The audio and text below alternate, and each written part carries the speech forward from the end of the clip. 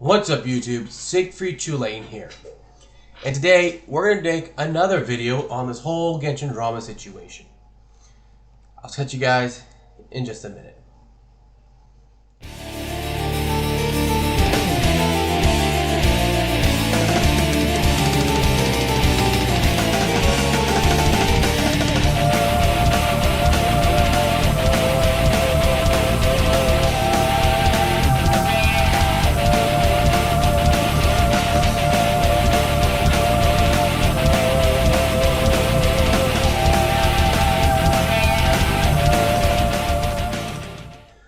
What's up YouTube, Siegfried Tulane here.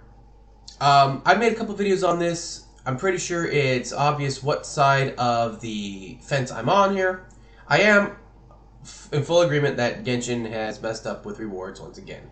Okay, I'll be honest with that. But I'm gonna be honest, I'm not surprised. And I really don't get how people are so surprised or how this is the straw that broke the camel's back. I'm going to be perfectly honest, this has been going on for 4 years. The first Lantern Fest was one thing, you know, that seemed normal. The first anniversary, guys, this should have been happening in the first anniversary. You know, and it should not have stopped just because we got an extra multi. This should have been going forward until the standard banner was updated with the year 1 characters and everything else. I want you guys to realize something. In 4 years, they have not added any of the first year characters to the standard banner. Klee is not on it. Venti is not on it. I mean, I could understand Venti being an Archon, really, but Klee should be on it. Hu Tao should be on it. Non-Archon characters from the first year should all be on that banner. And non-Archon characters from the second year should be on that banner by now. I have never seen a game where they keep a limited character for 4 years. Like, who's going to summon for Klee? It's Klee. Who's going to summon for Childs? Nobody is. Maybe a small percent. It should just be on the base banner. So, let's be honest. If you are surprised, oh my goodness, Genshin rewards suck, what hole have you been living in? They've sucked for 4 years. I stopped spending heavily in the game after the first year anniversary because that was a sign. And the second year came and I was like, if the second year's the same, I'm definitely going to stop. I'm not going to increase my spending. And the second year's the same. I will not increase my spending in Genshin to where it used to be until I see the game is actually showing love to the fans. And I'm going to be perfectly honest. I think at this point, even if they did change the game, it'd be too late for me to really want to spend money in it.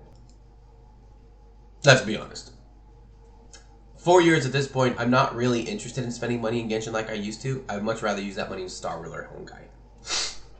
I just like those games better now. And so, you know, that's one thing, right?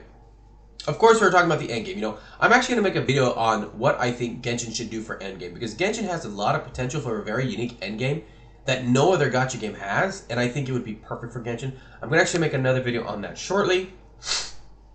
But the fact of the matter is, we're now sitting in a position where people who are unhappy with Genshin are telling other players that they shouldn't play the game, or that because they're playing the game, they're not helping. I mean, look. You have the right to quit the game. You do. And I think if you're not having fun in the game, you should. You have the right not to spend in the game. But you don't have the right to tell other people what they can and cannot do. Look, I get it. It's frustrating when you have crap going on and you have content creators that aren't being honest about it, or content creators that are being disingenuous, or content creators that are hyping things up. Again, believe it or not, that is gacha game content creators. They're all like that. Dragon Ball Legends are like that. The Dokkan Battle content creators are like that. You know, Dragon Ball Legends, let's talk about Dragon Ball Legends for a second, has had issues in PvP since it released, where people cheat in PvP, and they still haven't addressed it yet. I know this because I accidentally did it on my son's account when I was actually using a mod just to clear content quickly for him, and I actually had that mod equipped when I went to PvP, so I was invincible.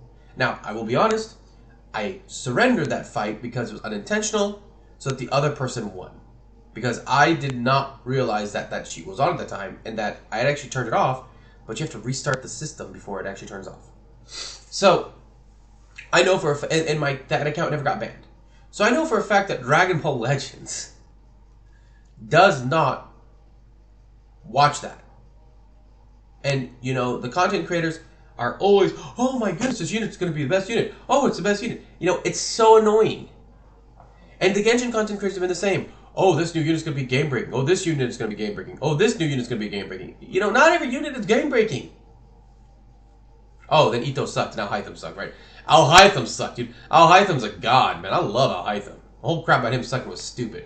So, you know, let's be honest. Content creators are probably the worst person to get advice from in a gacha game.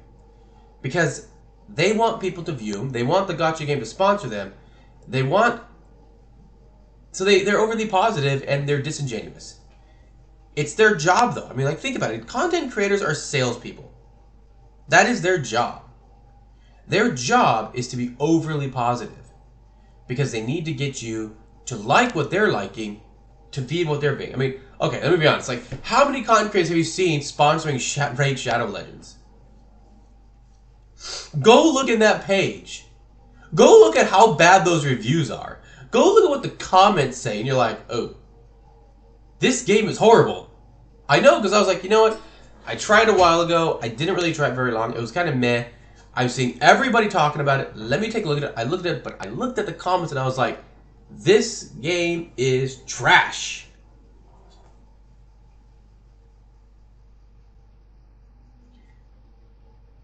If you don't like Genshin Impact, if you're not having fun, drop the damn game. There is other games. Sorry, there are other games. I don't know why I said that is. There are other games. You got... Look, Elder Scrolls is still a great game. It's old, but it's great. Maybe it's not anime, but why does everything have to be anime? I live in Japan, and I'm just like, dude, I don't need to play everything to be anime. Like, anime is a good style sometimes, but not every time. You know, Elder Scrolls is really good. What about Elden Ring? That's an open world game. Elden Ring's open world. And that's new. There are so many open world games that are not in the gacha genre, which makes them a lot better, to be honest. If you have a Switch, Tears of the Kingdom just came out half a year ago? Go play that game. Let's be honest, Zelda is dominant against Genshin. Zelda beats Genshin in every way. It just does. You know, I mean, it's like, okay, I love Star Rail, but let's be honest, even though I like Star Rail more than Persona, if we're going to be unbiased, Persona beats Star Rail in so many ways because you're not spending for every character in that game. So, if you don't like Genshin, that is, quit the game, don't spend money in the game, do what you feel you have to do, but you should not be telling other people they have to play the game. You should not, or that they can't play the game. You should not be telling other people that they can't spend in the game. This is a personal choice. And on top of that, I think the worst thing I've seen so far is people now, you know, saying that all of Hoyoverse should be boycotted. And that you shouldn't spend in any of their games. Even though the other two games are absolutely, like, the best of the best when it comes to gacha. I mean, really they are. When you compare everything as one, they are on top of other gacha games. Honkai Impact Arena and Honkai Star Rail are literally on top of other gacha games when you compare all the aspects of a gacha game. I'm not saying that their pity system is the best, I'm not saying their raids are the best, or their gameplay is the best, but when you compare every single part of them, they come out on top. Because they're not the worst, but they may not be the best in some of those plots, but they're really high, and nowhere in their games is so low that it would bring them down. They would actually jump atop. So just... There's no need for collateral damage on other games and other dev teams. If you take spending from all of Hoyoverse, you're not telling them anything. If you take spending from Genshin and you put it into a different Hoyoverse game, you're still telling them, I don't like this game anymore, I'm not going to spend in it. I'm going to spend in this game. And they're either going to just discontinue the game or they're going to fix the game. But let's stop telling people what they have to do. Everyone has their freedom. Respect each other's freedoms. And if you don't like a content creator, just don't follow them. Look, content creators are toxic, are positively toxic. Okay, they really are. It is what it is. It's been like that for years. If you're just now seeing that, again, this is a you thing. You should have figured it out a long time ago. Anyways, guys, that's gonna be it. Thank you for watching. Tell me what you think and leave your thoughts in the comments. Leave a like if you liked the video. Leave a subscribe. Catch me on Twitch. Seek Future Lane. Signing out.